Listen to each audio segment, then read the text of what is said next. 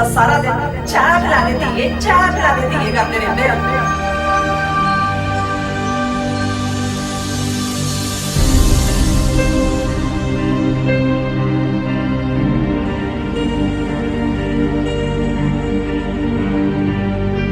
गल सुनो, घर के काम तो थोड़े तो होंगे नहीं। आ बेनी चुक के सीधा कर दो।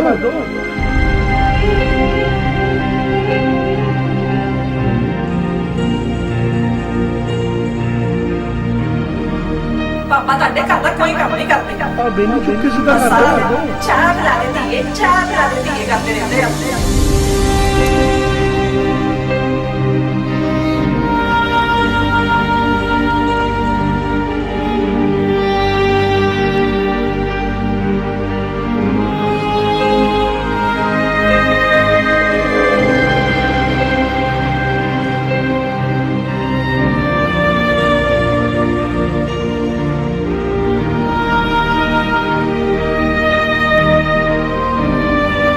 Hello, Professor.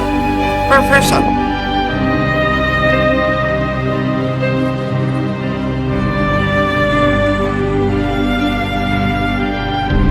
प्रोफेसर साहब बड़ी सोचा च पए हो। सत श्री अकाल। बस मुझे ही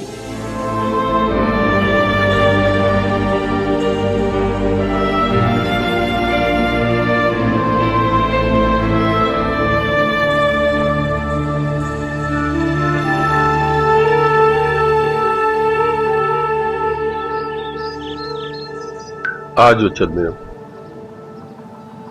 सत श्री अकाल जी। सत श्री अकाल जी। सत श्री अकाल। ਕੀ ਹਾਲ ਹੈ ਵੀਰੋ ਤੁਹਾਡਾ ਸਾਰਿਆਂ ਦਾ। ਸਤਿ ਸ਼੍ਰੀ ਅਕਾਲ।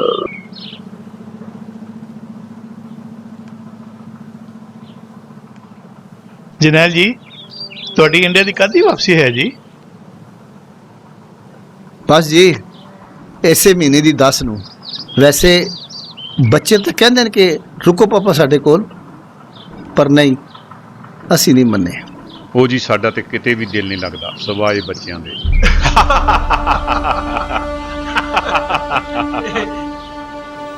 पापा ताडे घर दा कोई काम नहीं करते। बस सारा दिन चाह पिला देती है, चाह पिला देती है करते रहते हैं। प्रोफेसर साहब थोड़ी चाल है।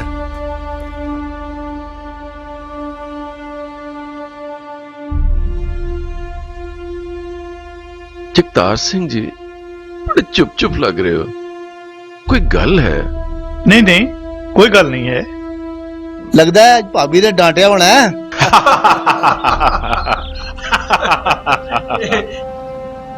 अच्छा जी मैं चलदा हां। जगतार सिंह जी मैं भी आ रहा। अच्छा जी सत श्री अकाल। सत श्री अकाल।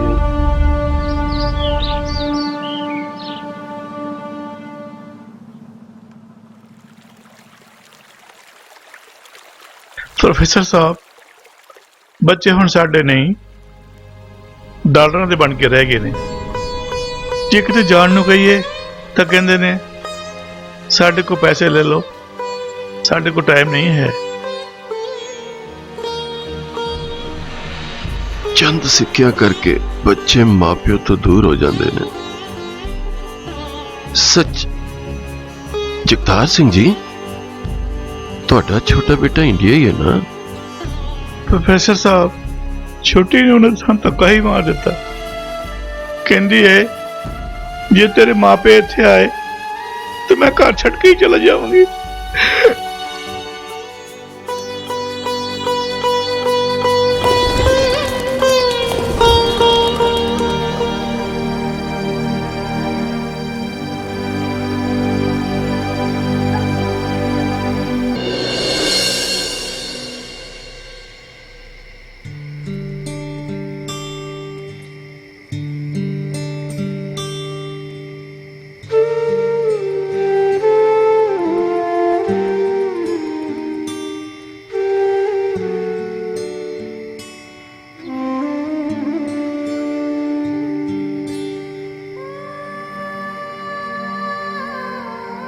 ऐसी केड़ी गलती करते हुए बच्चों ਨੂੰ ਪਾਲਣ ਪੋਸ਼ਣ ਕੀ ਇਸੇ ਦਿਨ ਲਈ ਮਾਪੇ ਆਰਾਮ ਨਾ ਦੇਣੇ।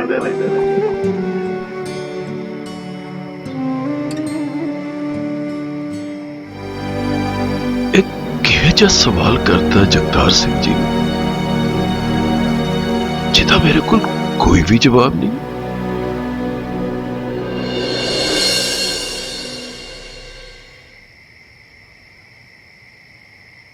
ਜਗਮੀਤ, ਬੱਚਿਆਂ ਨੂੰ ਨਾ ਘਰ ਛੋਟਾ ਪੈ ਰਿਹਾ ਏ,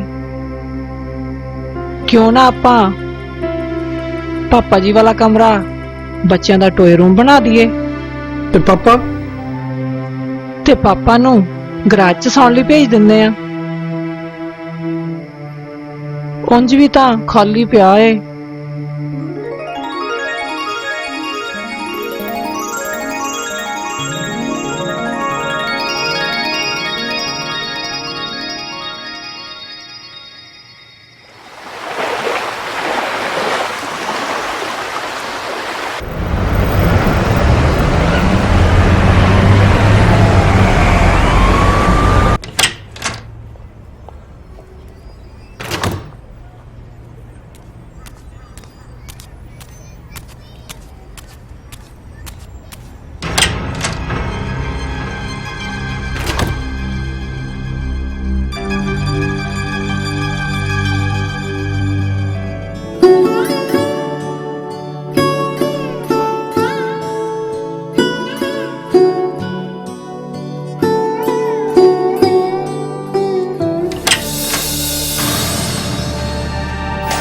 ਜਿਹੜੀ ਬੱਕਰੀ ਪਿਓ ਪੁੱਤ ਦੇ ਵਿੱਚ ਮੈਨੂੰ ਵੀ ਤਾਂ ਪਤਾ ਲੱਗੇ ਜਰਾ।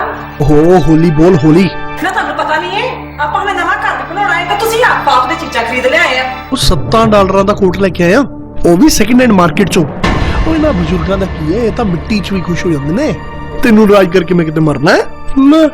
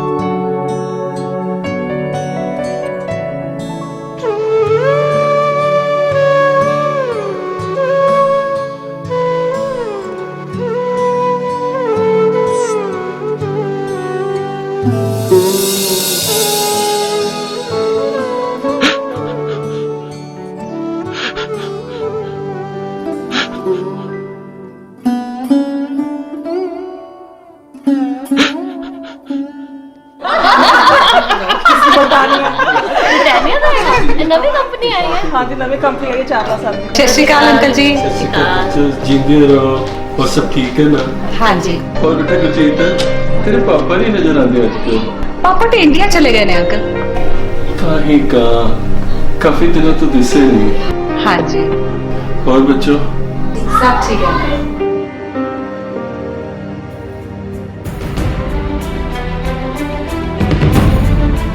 ਪਾਪਾ ਰਹਿਣ ਦੋ ਤੁਸੀਂ, ਮੈਂ ਆਪੇ ਚੱਕ ਲਾਂਗੀ।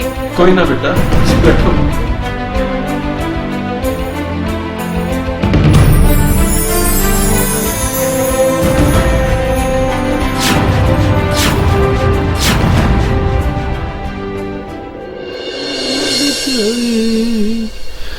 ਉਹ ਕੀ ਹੋ ਗਿਆ? ਅੱਜ ਤੁਹਾਡੇ ਬਾਪੂ ਨੇ ਹੁਣ ਕੀ ਹੋ ਗਿਆ? ਮੇਰੀਆਂ ਫਰੈਂਡਾਂ ਸਾਹਮਣੇ ਮੇਰੀ ਬੇਇੱਜ਼ਤੀ ਕਰਾ ਕੇ ਰੱਖ ਦਿੱਤੀ। ਕੀ ਹੋ ਗਿਆ? ਨਹੀਂ ਮੈਂ ਨਹੀਂ ਰਹਿਣਾ ਇਸ ਘਰ ਵਿੱਚ ਜਿੱਥੇ ਮੇਰੀ ਇੱਜ਼ਤ ਨਾ ਹੋਵੇ। ਉਹ ਕਾਨੂੰ ਕੀ ਹੋ ਗਿਆ? ਅੱਜ ਤੁਹਾਡੇ ਪਿਓ ਨੇ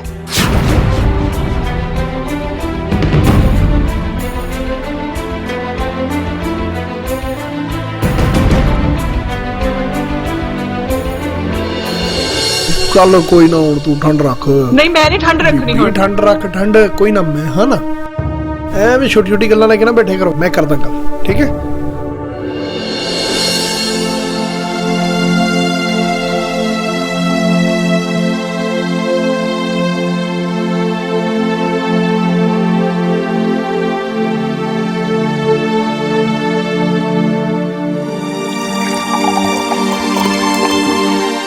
ਨਾ ਤੁਹਾਨੂੰ ਪਤਾ ਆਪਣੇ ਲੋਨ ਦਾ ਵੀ ਕੁਝ ਨਹੀਂ ਬਣਿਆ ਹਲੇ ਤੇ ਆਪਾਂ ਨਵਾਂ ਘਰ ਵੀ ਬਣਾਉਣਾ ਆ ਬਿਲਕੁਲ ਤੁਸੀਂ ਪਾਪਾ ਜੀ ਨੇ ਆਪਣਾ ਇੰਡੀਆ ਵਾਲਾ ਘਰ ਵੇਚਣ ਦੀ ਗੱਲ ਕਿਉਂ ਨਹੀਂ ਕਰਦੇ ਤੂੰ ਠੀਕ ਹੈ ਤੁਸੀਂ ਆਪਣੇ ਪਾਪਾ ਜੀ ਨਾਲ ਗੱਲ ਕਿਉਂ ਨਹੀਂ ਕਰਦੇ ਲੈ ਮੇਰੇ ਪਾਪਾ ਕੋਲ ਕੀ ਹੈ ਜੋ ਕੁਝ ਹੈ ਸੀ ਉਹਨਾਂ ਨੇ ਵਿਆਹ ਤੇ ਲਾਤਾ ਹੁਣ ਉਹਨਾਂ ਕੋਲ ਕੀ ਹੈ ਤਾਂ ਫਿਰ ਕੀ ਚਾਹੁੰਦੀ ਹੈ ਨਾ ਮੈਨੂੰ ਇਹ ਦੱਸੋ ਆਪਾਂ ਕਿੰਨਾ ਕੁ ਚਿਰ ਹੋਇਆ ਨਾ ਕਿਰਾਏ ਵਾਲੇ ਘਰਾਂ 'ਚ ਰਵਾਂਗੇ ਇੰਡੀਆ ਵਾਲਾ ਘਰ ਵਿਕੂਗਾ ਤਾਂ ਇੱਥੇ ਬਣੂਗਾ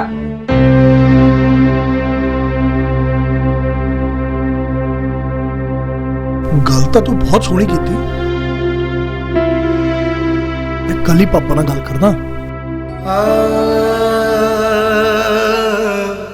तिनका तिनका करके एक घोंसला बनाया उसनु खून पसीने नाल सवारिया की पता सी उसनु अपने घोंसले दे पंछी ने एक दिन बिखेर देना है कि है दिन देखने मैंने सन मां प्यो औलाद ਲਈ की नहीं करते औलाद दे मोह विच कमजोर हो जाते ने झूठ सच बोल के कर्जा चुकते ने ताकि बच्चे अपने पैरों पे खड़े हो सकन ते औलाद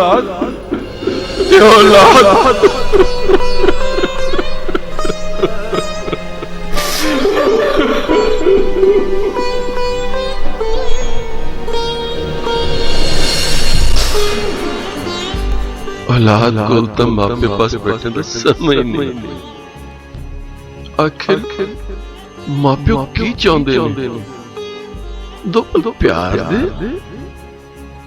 सिर्फ प्यार दे दो पल कि इंसान ए दिन देखने वास्ते औलाद होता है तो फिर जिंदगी दी सारी खुशियां देने वाले माँ प्यो नु किस जुर्म कल्ले पंदे तसीहे दिते जाते हैं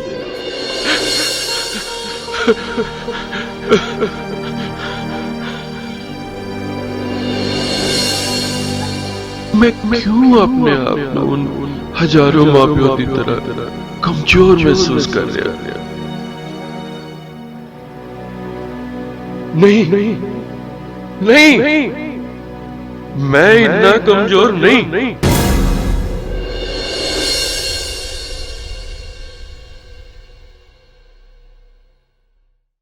ਪਾਪਾ ਮੈਂ जगमीत पुत्र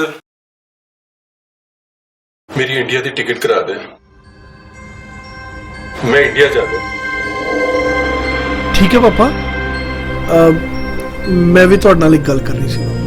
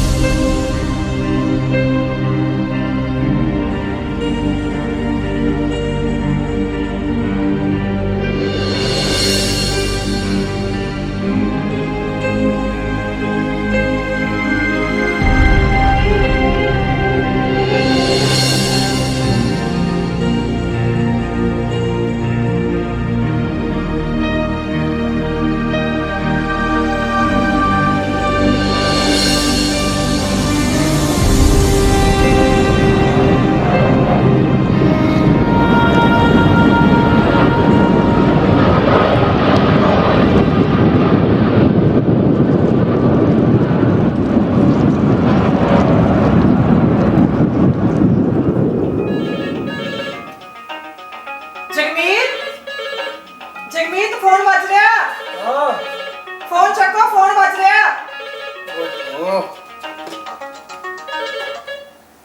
हेलो हाँ मनु हैं ये की बोल रहा तू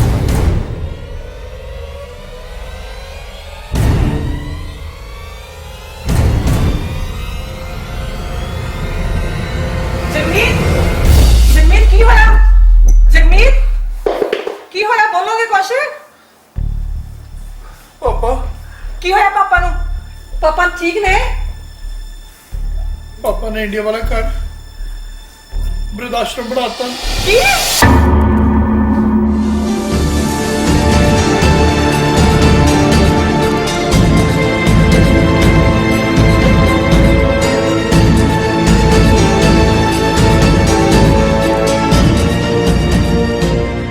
ਮਾਪਿਓ ਰੱਬ ਦਾ ਰੂਪ ਹੁੰਦੇ ਨੇ ਜਿਨ੍ਹਾਂ ਦੇ ਪੈਰਾਂ ਹੇਠ ਸਵਰਗ ਹੁੰਦਾ ਹੈ। ਉਹ ਜ਼ਿੰਦਗੀ ਦੇ ਉਸ ਰੁੱਖ ਵਾਂਗ ਹੁੰਦੇ ਨੇ ਜੋ ਕਿੰਨੇ ਵੀ ਹਰੇ ਭਰੇ ਕਿਉਂ ਨਾ ਹੋਣ ਹੌਲੀ ਹੌਲੀ ਸੁੱਕਣਾ ਸ਼ੁਰੂ ਹੋ ਜਾਂਦੇ ਨੇ। ਅਗਰ ਅਸੀਂ ਉਹਨਾਂ ਨੂੰ ਪਿਆਰ ਨਹੀਂ ਦੇ ਸਕਦੇ ਤਾਂ ਉਹਨਾਂ ਤੋਂ ਪਿਆਰ ਖੋਣ ਦਾ ਵੀ ਕੋਈ ਹੱਕ ਨਹੀਂ। ਤਾਂ ਫਿਰ ਜ਼ਿੰਦਗੀ ਦੀ ਸਾਰੀ ਖੁਸ਼ੀਆਂ ਦੇਣ ਵਾਲੇ ਮਾਪਿਆਂ ਨੂੰ ਕਿਸ ਜੁਰਮ ਵਿੱਚ ਕੱਲੇਪਨ ਦੇ ਤਸੀਹੇ ਦਿੱਤੇ ਜਾਂਦੇ ਨੇ ਕਿ ਇਨਸਾਨ ਇਹ ਦਿਨ ਦੇਖਣ ਵਾਸਤੇ ਔਲਾਦ ਮੰਗਦਾ ਹੈ? ਤਾਂ ਸਾਡਾ ਕੋਈ ਫਰਜ਼ ਨਹੀਂ ਬਣਦਾ ਕਿ ਅਸੀਂ ਉਸ ਰੁੱਖ ਨੂੰ ਵੀ ਪਿਆਰ ਦਾ ਪਾਣੀ ਦਈਏ ਤਾਂ ਜੋ ਸਾਡੀ ਆਉਣ ਵਾਲੀ ਪੀੜ੍ਹੀ ਵੀ ਉਸ ਦੀ ਛਾਂ ਨੂੰ ਮਾਣ ਸਕੇ।